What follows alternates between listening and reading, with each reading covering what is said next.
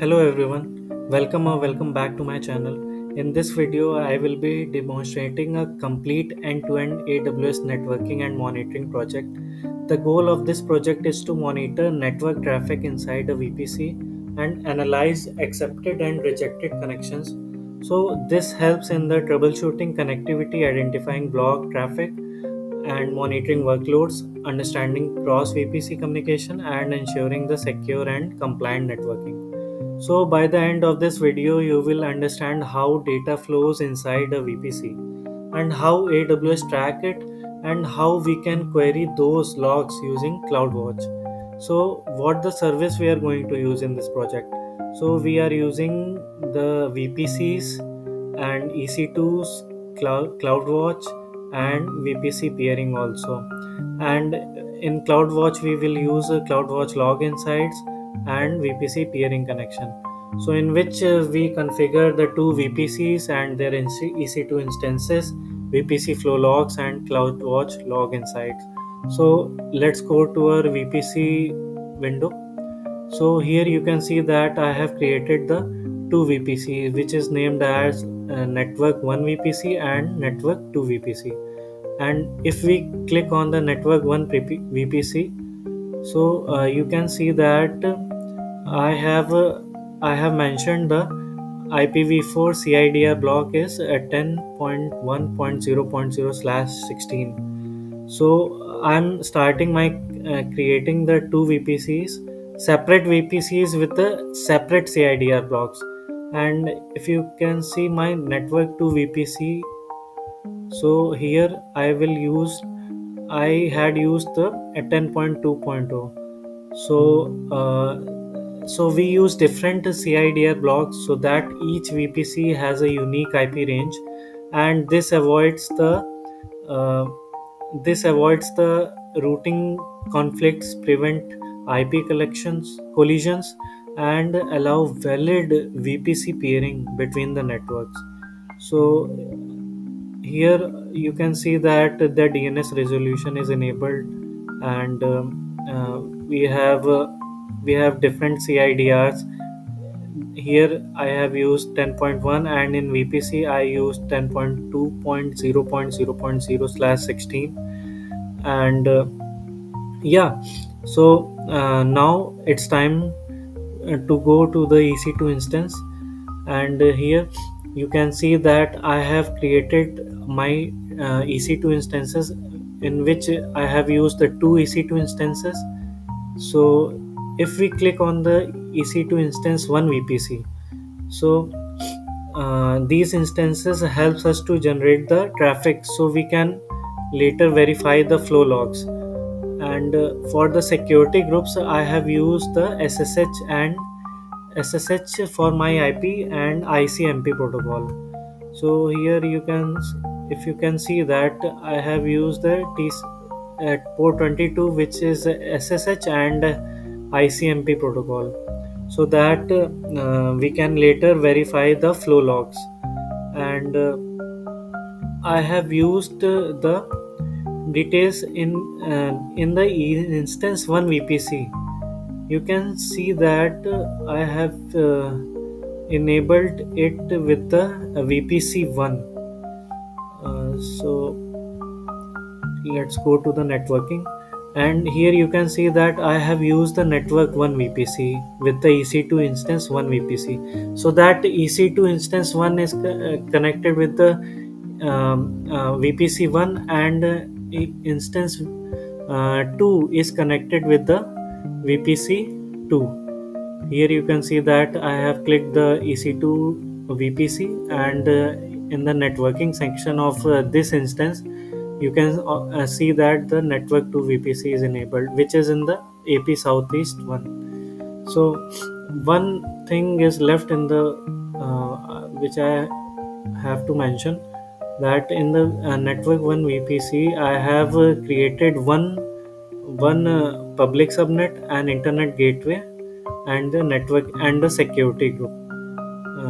So yeah, so now it's time to go to the uh, VPC flow logs. So in the EC2 instance VPC, if we click on the details, no, not here. Here, if we click on the network 1 VPC, and if we click on the flow logs, so you can see that I have created the VPC monitoring flow log, and its destination name is Project VPC Flow Log Group, which I have created in the CloudWatch Logs. So uh, here you can see that this is the log group I have created, and why I created the log group. So to store these logs which we get from our EC2 instance, and these logs are stored in the CloudWatch log groups, that is Project VPC Flow Log Groups.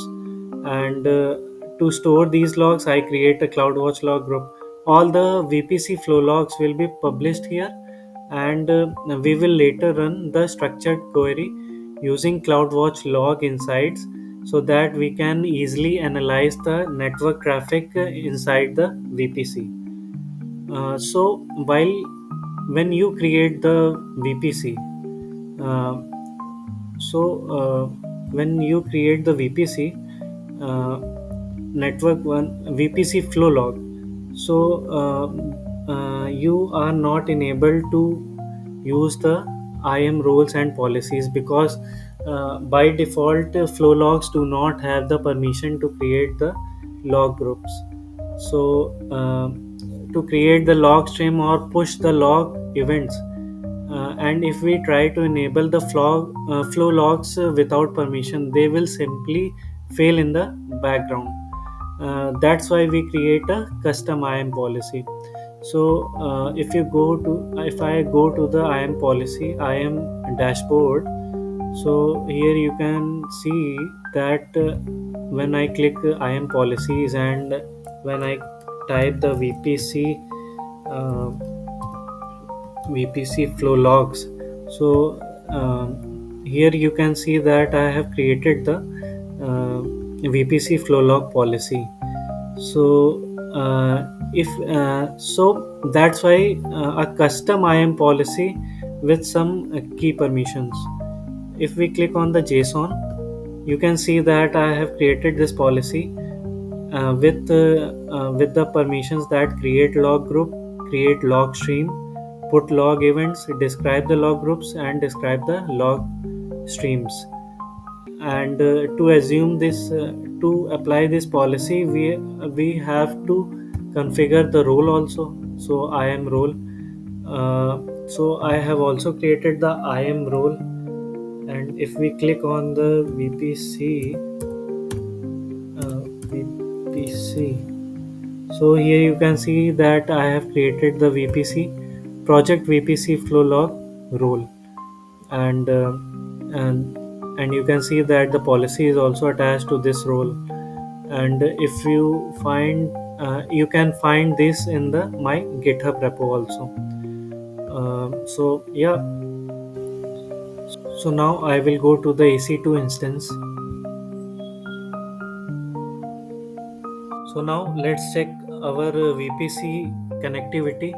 As you can see that I have created the two VPC, instance 1 VPC and instance 2 VPC. So now check whether the both VPCs are connected or not. So I will first click on the my first VPC, and then click on the connect, and here connect. So as you know that ping is a Linux command that checks whether the two system can reach each over the network using ICMP protocol. So ping command is used to check whether our two VPCs are connected or not. So if ping succeeds, then it confirms that the instance is reachable and the routing is in the correct. So I will type ping, and I will get the private IP of the our second EC2 instances. So here you can see that my EC2 second VPC, and in the second VPC we have a private IP address this. So let's run the command ping, and I have to copy. Okay, let me try once again. So let me copy the private IPv4 of our second VPC and check whether its connectivity with the first VPC or not. Let paste, and there is something. So this is the command that we run. So as you can see that ping name or service is not known. This is because if I try to ping the private IP of the EC2 instance in the second VPC, so you will notice that the ping fails. If I again click uh, if I try to get the public IPv4 address and let's connect the ping here, so what will happen? As you can see,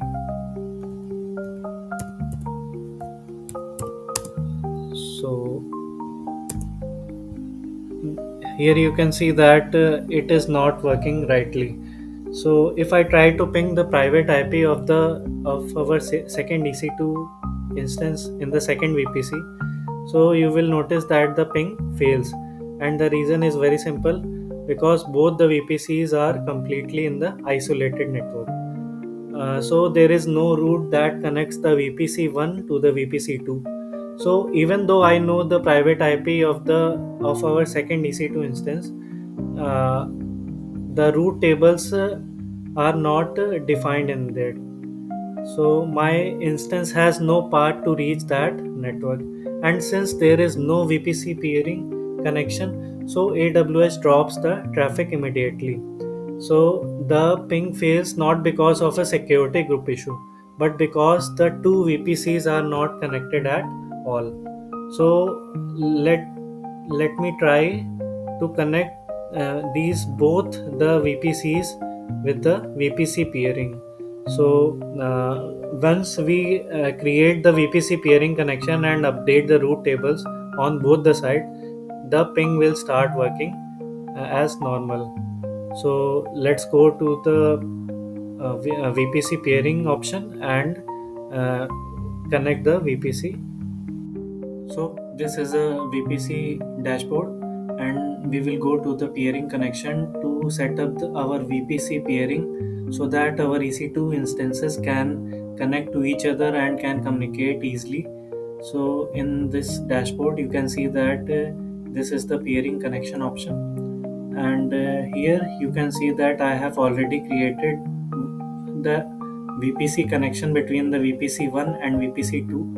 On clicking on this option, you can see the details of the VPC connection.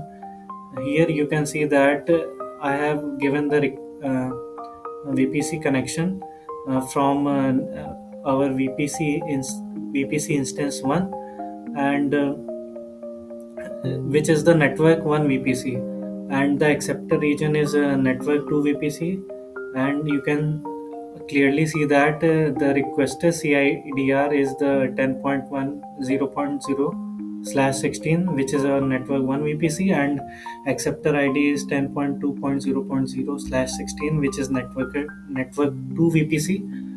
So we have successfully established our VPC connection between the both EC2 instances and between the both VPCs. So uh, what work VPC does? VPC peering allows two VPCs to communicate privately using AWS internal backbone network. So once the peering request is accepted, I update the route table in both the VPCs to enable bi-directional traffic. So without updating the route tables, peering won't work. So and if even if the connection is active, so let's go to the route table, and here you can see that I have two route tables, that is network 1 and network 2, So uh, let's create a route in the network too. So here you can see that I have only one uh, local network route which is established. So I have to edit this, and I have to edit this route table to accept traffic from the our VPC one also.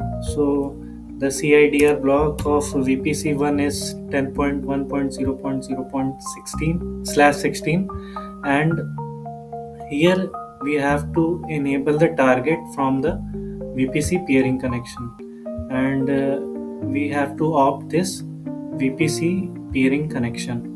And let's click on the save changes, and as you can see that we have successfully established a route between the network 2. And if we go to the VPC again, so here in the VPC peering option, so you can see in the your VPCs,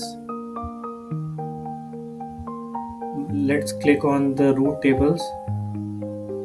So I have established the routes between the um, between the 1 and 2 with the help of VPC peering. Similarly, I did it with the network 1 also. As you can see that both the routes have successfully established, and so that the VPCs are fully paired, and it starts communicating between each other. So let's test by checking the ping command. So these are the VPCs, and let's connect our first VPC. Uh, we have to go to the EC2 instance.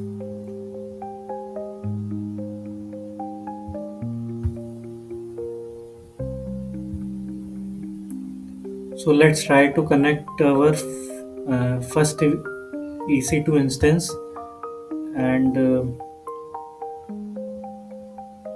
let's click on the connect command.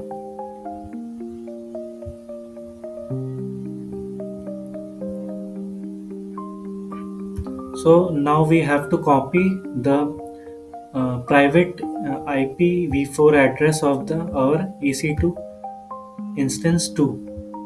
So here you can see that I have clicked on the EC2 second VPC, and this is my private IPv4 address of uh, instance 2. So let's click on this, and let's check whether our EC2 instance is successfully set up and we have enabled the VPC peering or not. So let's type ping, and I have to paste the IP address. Here you can clearly see that our EC2 instance 2 private IPv4 is this. So I have pasted this, and let's run this command. And here you can see that we are getting multiple connection network, as this clearly shows that our VPC peering is successfully established between the EC2 instance and EC2 first VPC instance and the second VPC instance.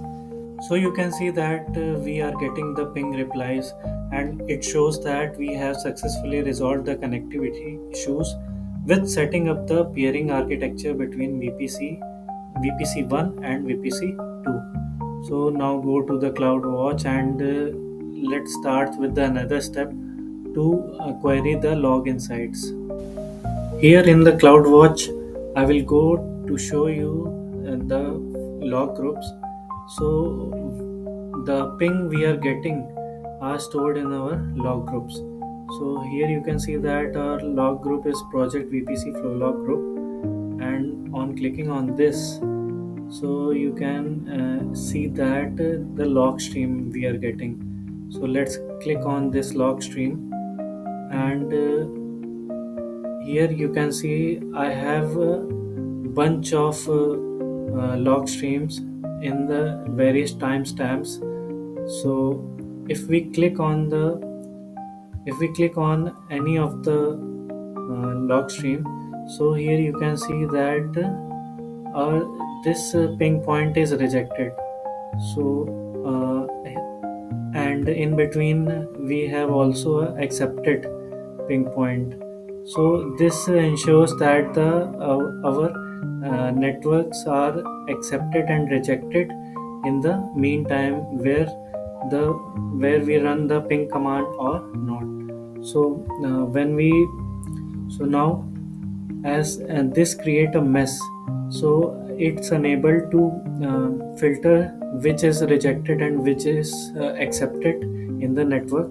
So now I open the CloudWatch Log Insights and starts running the structured query on the VPC Flow Logs. So here you can see that we have log insights, and let's click on that.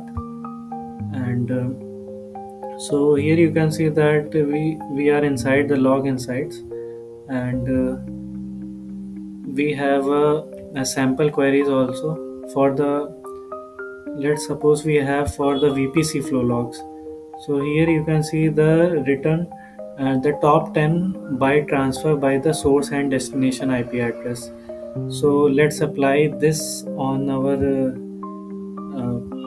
log stream, which is a log insights data, and let's select the criteria log group name. We have to get the query from the log group name from the CloudWatch, and the selection criteria is from where our standard where the VPC flow logs are actually stored. So when we run this query, so you can see that we are getting the summary of the network and ping command which we are getting from the time interval as we started from the very very early. And here you can see that our VPC EC2 instance connect uh, with the source IP and the destination IP address. So logs insights allows us to analyze raw log data, flow log data in a very powerful way. So instead of manually reading the thousands of the log lines, like we are having 656 records, and we can visualize it with the with on the x-axis timestamp and with the number of pings. So instead of manually reading the thousands of log lines, we can filter the search and visualizing traffic patterns instantly. So yeah, this is extremely useful in the real world environments because it helps engineers to troubleshoot connectivity issues and validate security rules and understand how applications communicate inside the VPC. So yeah, this is my hands-on projects, and I hope you like this video, and I will see you in the my next video. So and beware of deleting your all the services, so that you cannot get the uh, get the cost from AWS. So uh, hope you understand the concept, and I will see you in the next video.